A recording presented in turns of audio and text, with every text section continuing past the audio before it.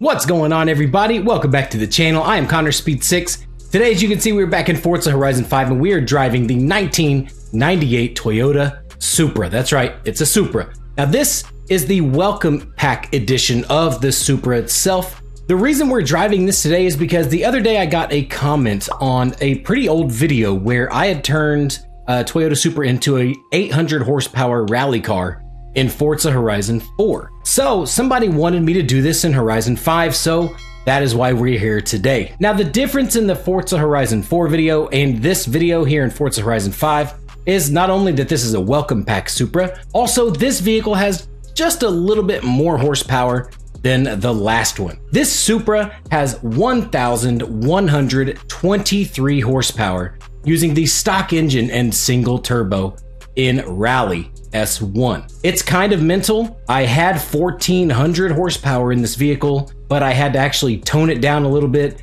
throw some more weight reduction on it, and unfortunately, as you could probably already see, the rear aero. I had to do it, y'all. I'm really sorry. Let's go ahead and just take a look at the build. So again, like I said, we do have the stock engine. We do have all-wheel drive in S1. I did switch over to the single turbo rather than the stock twin turbos. I didn't put the wide body kit on, of course. I've got the Forza Aero on the front. I've got the Forza Aero. I'm really sorry. Forza Aero on the rear.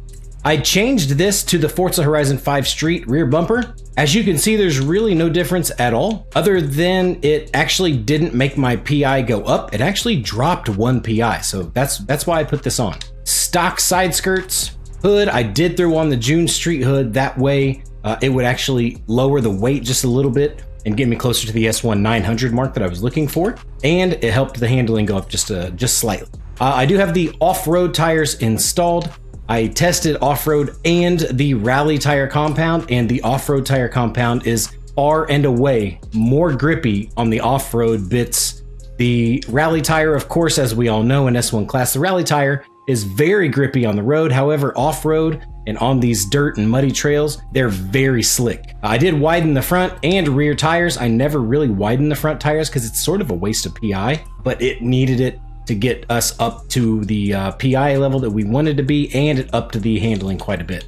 I did throw on the OZ Racing wheels. It lowered weight by a good clip, so that helped a lot. And then I do have both of the front and rear wheels set to 18-inch in diameter. That actually helped the handling as well, bumped it just a little bit. And then I have the front and rear track width set all the way to the widest setting. Everything else is pretty much fully upgraded. So I've got the Race 7-speed transmission. I didn't put in a driveline. I do have the off-road diff. The brakes, again, fully upgraded. I do have the Rally springs and dampers. The front and rear anti-roll bars installed. Plus, I do have the full chassis reinforcement and roll cage and full race weight reduction. So as you can see right there, the handling is still only at a 6, but my speed is at 7.6 because I have 1,123 horsepower with 931 foot-pounds of torque. It's mental. It's absolutely mental. There's no reason I should have put this together, honestly. I did install the sport intake, left the stock fuel system in, the stock ignition, installed the race exhaust. The stock valves are still in the car, and I did do the race engine block. Pistons and compression are upgraded to race as well. The turbo, I did have it all the way up here, which again put me almost to 1,430 horsepower, I believe, but I backed it down a little bit because it was just way too much power. I couldn't even really control the car, and it wasn't competitive. Well, it wasn't easily competitive. Like, it wasn't really easy to handle for just anyone jumping in the game and playing it. Fully upgraded on the race intercooler and the oil and cooling because those add weight, and they didn't add PI to this car, so it actually benefited us. Flywheel, just the street flywheel, just to make sure to fill that one little PI gap, and it lowered the weight a little bit. So that's the vehicle, that's the build. Again, I do have this tune shared. So if you'd like to download it, my gamer tag is Connor Speed 6, just as the YouTube channel name spells. Leave me your thoughts down below if you do download it. I'd be interested to see how well you get on with it, if you get on with it well at all. Again, it's pretty difficult to drive at times for some people. This car does suffer from some understeer in rally. It could just be because of the off-road tires, but I've done my damnedest to make sure that this thing can turn in and handles pretty well. Now, as for the paint on this car, it is a throwback rally livery for Carlos Sainz done by FRT Rolando. So shout out to FRT Rolando. Be sure to download it to support him today if you're going to turn your Supra into a rally beast like this. So let's hop into a race, shall we? We're going to run up here to the Peugeot Trail and see how this thing gets on. All right, here we go on the Peugeot Trail using the 98 Supra Welcome Pack. Let's see how we get on. Now the gearing is quite interesting. The car actually reaches 100 miles per hour in second gear. It's because of the ridiculous amount of power that this thing does have. I had to make sure that you could actually put it down effectively. So that's why I've got the tuning or the gearing tuned that way. All right, so we got a, hard 90. That was me under braking, just messing up. But this thing, again, very rapid. It's definitely not the fastest S1 rally car out there you can build.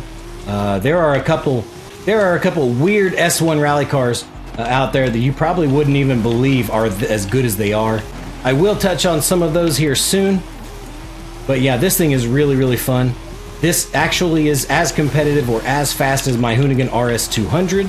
And that's pretty interesting if you ask me. I think it's probably because the wheelbase is so long compared to the RS200. RS200 in this game for some reason is a bit twitchy and it's pretty slidey.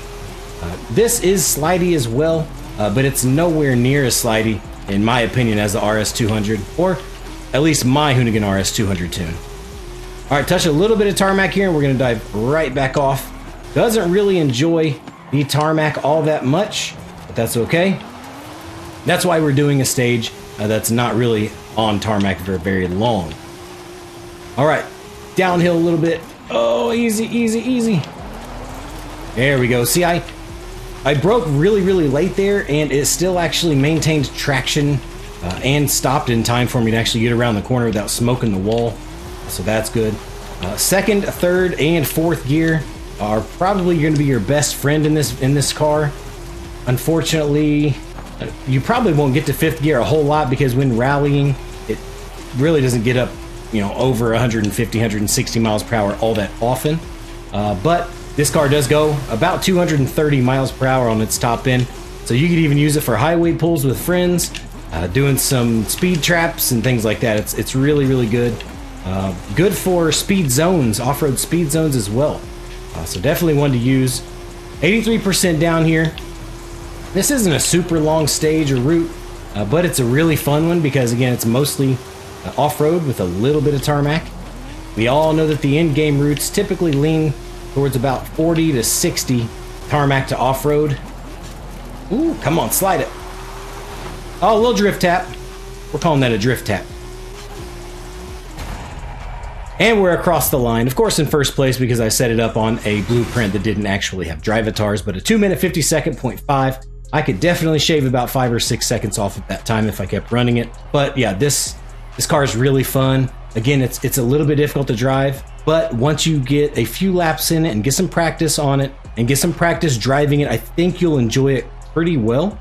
Just remember, it is the Welcome Pack 98 Supra, so it's not just the regular Supra. I will have more tunes for a Toyota Supra here shared soon. I am going to get a tune shared for A-Class on the Welcome Pack Supra. It will be for rally as well. And then for the normal or standard 98 Supra, I'll get some tunes, probably rally-inspired tunes shared as well. I do need to get some grip tunes shared out there for road racing as well, so watch out for those. Again, really good fun. I think you're really going to enjoy this car. I kind of am. I put in way too many rivals laps building it and tuning it and testing it. So I think you guys will be happy with it if you get in it. I'm curious to actually see what it's going to do in an online lobby or in a lobby against some of my friends who I know are really, really fast people. I'm intrigued to see, sort of how it'll do against some of their builds. Some very interesting off-road and rally builds in these lobbies that I have partaken in here recently. And I'm learning an awful lot, as you saw by the GT40 MK1 rally video the other day. It's really just a ton of fun, honestly, to build things that shouldn't rally and make them rally well. But yeah, that's going to do it for me today, guys. I really hope you enjoyed this video, and I hope you enjoy racing this 98 Supra in rally and S1 class. Let me know your thoughts on it in the comments down below. If you did enjoy the video, please be sure to leave a like, and if you're new to my channel, subscribe for more weekly content like this. I really appreciate you watching. As always, I have been Connor Speed 6. Until next time, much love, everyone. See you soon.